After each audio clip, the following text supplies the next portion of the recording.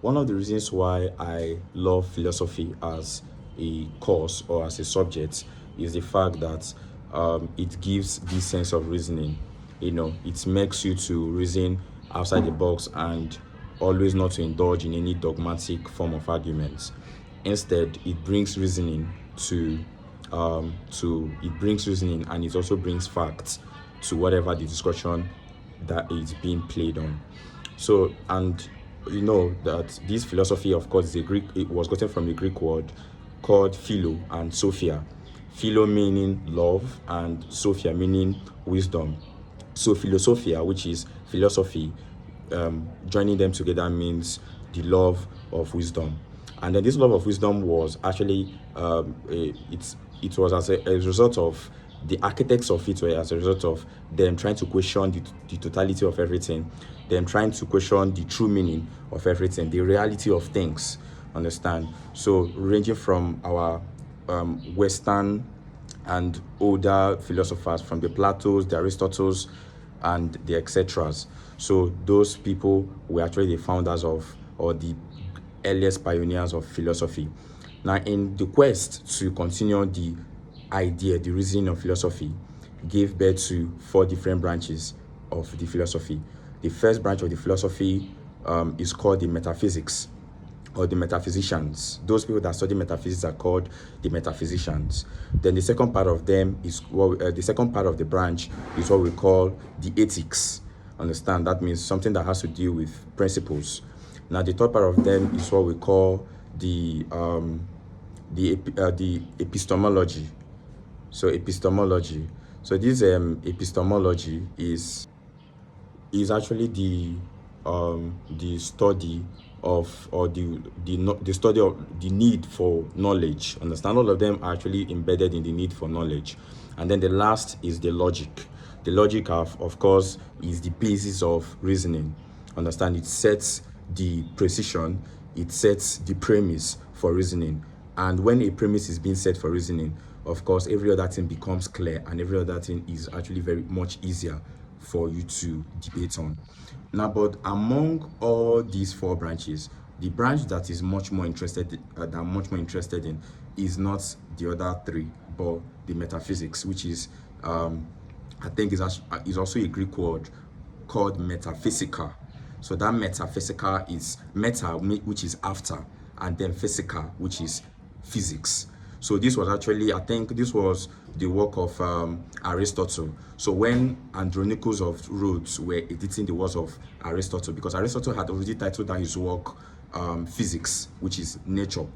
So since when this Andronicus of Rhodes was editing his work, and he now named it after physics, which is after metaphysica, because of he was editing it after the original person has already done the work.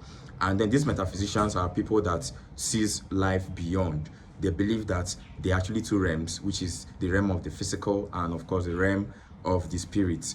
So, and because of I'm a Christian, so it actually gives more idea that outside every other thing that the philosophers believe, there's in a logical point of view, there's an element of they being a creator. Understand? There has to be a creator, because that is what the metaphysician believe, that this world is not only governed by the physical part of it, it's also governed by the spiritual part of it, according to Andronicus and according to Aristotle. So, and amidst all these things, there are another aspect of this philosophy that gives me goosebumps, and those area is some of the questions that have not been answered so far in philosophy. The first is the problem of being. That problem of being that I've been asking, who are we going to call a being? Is man actually meant to be called a being? Or is it right to call man a being? Or how can we define a being? But that question so far hasn't been answered. Then the second question that haven't been answered is the problem of substance. This let me give an example of this problem of substance. Just imagine you see someone without, literally like a human, without hands and legs and maybe the ears, are you still going to identify that person as a human, or are you going to identify that person as someone else?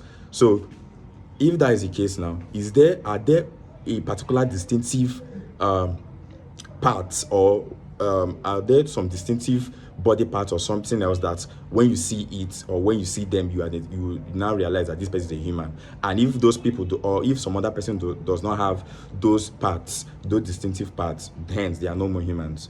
I don't know if you are getting me. Then the next problem that have not been solved is what we call the problem of existence and the problem of essence. That is existence versus essence. Some philosophers, some school of thought believe in essence before existence, while some people believe in existence before essence. Another problem that have not been solved is the problem of cause and effect. So some philosophers ask that for every cause, are there actually an effect? Because we are seeing that there are some things that some people do, they do not actually have that effect even until they die. While some persons, when they do some certain things, they will definitely have that effect. So does every cause have an effect? Understand? Up till now, the question have not yet been answered. And the last but not the least that we want to talk about here, the problem is what we call the problem of free will and determinism, which is one of my biggest areas that among all the problems, that's the one I picked the most interesting. So which is the problem of, as I say, problem of free will and the problem of determinism. So in that problem of free will, it does literally like what the Bible talks about, because the Bible makes us to understand that we are being given the free will to choose whatever thing that we want to choose. But that of the determinism is more like a predestiny. It's more like our destiny have already been planned even before we were born. We are just here to live it out. Understand? So some school of thought believes in determinism, while some school of thought believes in free will. But mind you that these questions are not being answered if you want to. When these questions are being approached, as like I said, you do not approach these questions being dogmatic. You approach this question being very very technical and very, very, like, you approach it in a more technical way, and not from a religious or dogmatic point of view. So if you have an answer to some of these questions that I have thrown, you can as well drop it for us to reason together. Even I myself, I do not know the answers to most of these questions, in fact to all of them, but we are just here to reason together. Thank you.